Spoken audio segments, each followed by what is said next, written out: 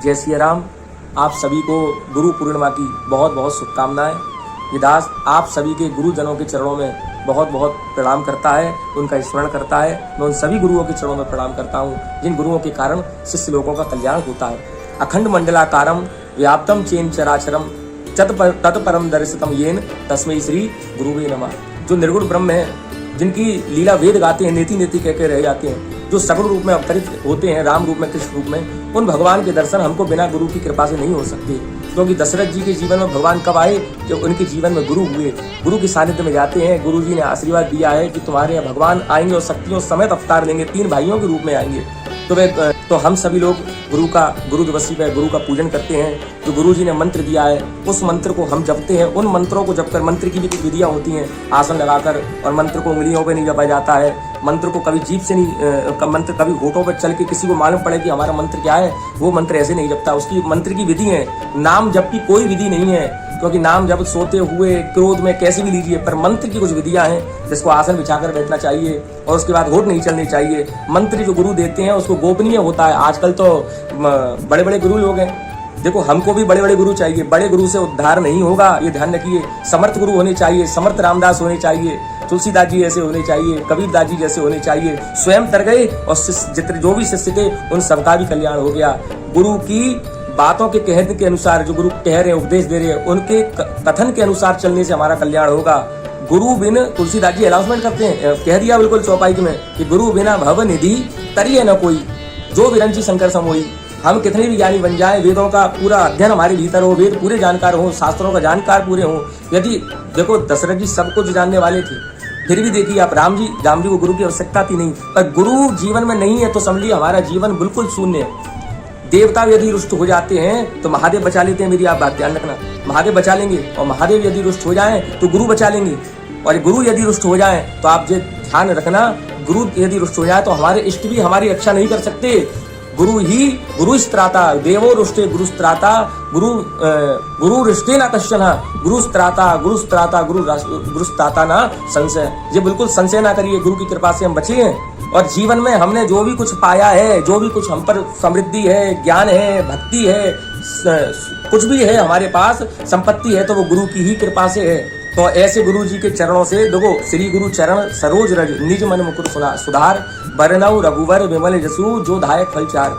हम भगवान के गुणगान को जब तक नहीं गा सकते जब तक हमारा मन पवित्र नहीं होगा। और हमारा मन पवित्र कब होगा? जब श्री गुरु के चरणों की रज से हम अपने मन को पवित्र करेंगे, जब कहीं पे भी दोष नहीं रह जाएगा, निर्मल नेत्र हो जाएंगे।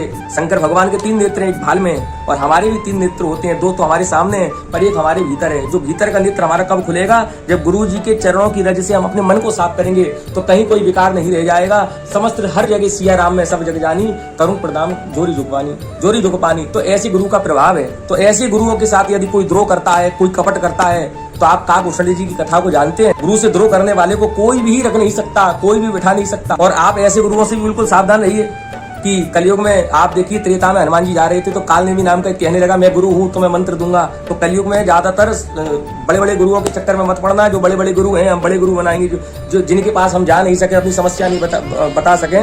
तो जो गुरु छोटे के यहाँ नहीं जाते, जो गुरु केवल बड़ों के यहाँ जाते हैं, तो ऐसे गुरुओं से भी सावधान रहें। क्योंकि कन फुक्ता गुरु हजार हैं, नहीं जिनको कछु ज्ञान कुछ नहीं है। तो आप तो नरक में चलें और संग लें जिजमान। ऐसी भी आप सावधान रहिए। हनुमान जी महाराज वही समझ गए थे कि गुरु नहीं है। जो अपने मुख से कहे कि क्या, वही समझ गए थे हनुमान जी महाराज कि क्या कोई गुरु नहीं है। तो आजकल अनाउंसमेंट होता है कि गुरु जी मंत्र देंगे, आप सभी लोग आ जाने, और हम जाल में फंसे जाते हैं। तो देखो, जो गुरु शोक दूर नहीं करते, धन को हरण करते हैं, संपत्ति देखते हैं, वो गुरु नहीं हो सकते, वो कालनेमी है। और कितने ही गुरु रूपी कालनेमी, क्षमा करना, क्योंकि जो सत्य है वो तो कड़वा थोड़ा लगेगा, कितने ही है जो जेल में। इसलिए हरई शिष्य, गोस्वामी तुलसीदास जी की चौपाई है, हरई शिष्य धन शोक न हरई, सो गुरु घोर नरक में ऊपर नहीं। गुरु भी घोर नरक में जाएगा और संग जजमान को भी संग में ले जाएगा। इसलिए आप सभी को पावन गुरु दिवसीय की बहुत बहुत शुभकामना। गुरु का मंत्र जपिए, गुरु की जो वाणी है उसके अनुसार चलिए।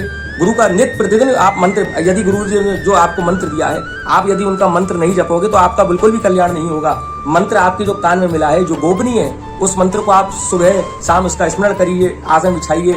और मौत से बोल के कभी भी मंत्र नहीं जपा जाता, नाम जपा जाता है। गुरु कौन कि मंत्र देने से पहले नाम में लगाए, भगवान के नाम जप में लगाए, मंत्र बाद में दे। चीतानाथ समारंभा श्री रामानंद्यार्य मध्यमाम अस्मदाचार्य पर्यंता श्री गुरु परंपराम। एक कबीरदास जी का दोहा बड़ा सुंदर है। कबीरदास जी कहते हैं, ये तन विष की बेरली, इसलिए विषी विष इस तन में और कुछ नहीं है, हाड़ मास से बना हुआ कुछ नहीं है, ये तन विष की बेरली, गुरु अमृत की खान। तो शीश दिए जो गुरु मिले तो भी सस्ता जान। गोस्वामी तुलसीदास जी भी गुरुओं की बड़ी वंदना करते हैं और कबीरदास जी वंदना करते हैं। और कबीरदास जी का एक सुंदर दोहा है, गुरु गोविंद दो खड़े काके लागू पाए। दोनों खड़े हैं, काके लागू पाए, बलिहारी गुरु आपनी, गोविंद बोले दियो बताए। गुरु जी ने तो बताया कि ये मार्ग परमार्थ का मार्ग है, जिससे हमारा भी कल्याण होता है और जो हमारे साथ जो संग और भी जो उन सब का भी कल्याण होता है।